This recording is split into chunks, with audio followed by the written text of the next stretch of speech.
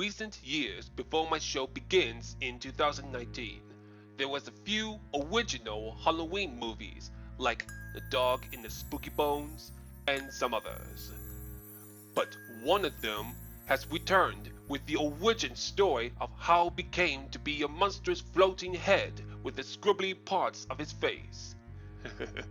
That's right, the wild mixed up face of the monster.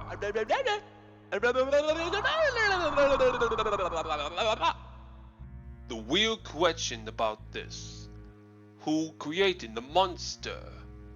Of course you know my Uncle Jabs, who is the mad scientist who brings creatures back to life. Not to mention the hybrid monsters of his own. He's the one who created that monster. But how does it made? First, he filled a big pile of goo inside of the big strong bag.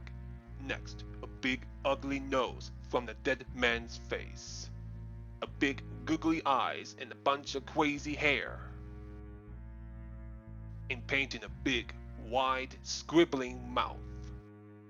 Mix it all together in this machine, and then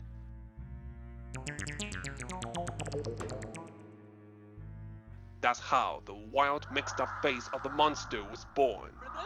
His mouth moves as he can mumble, eyes and nose squabbling all over his face. Its ears moves and flapping, grew longer and shorter, and the hair so wild, like a fire with many colors. Then it's floating around and everywhere.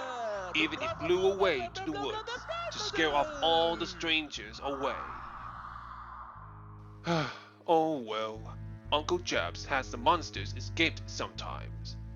But they are just having fun out there. But if you ever heard a strange mumbling noise and its head so big and floating around in your woods, run.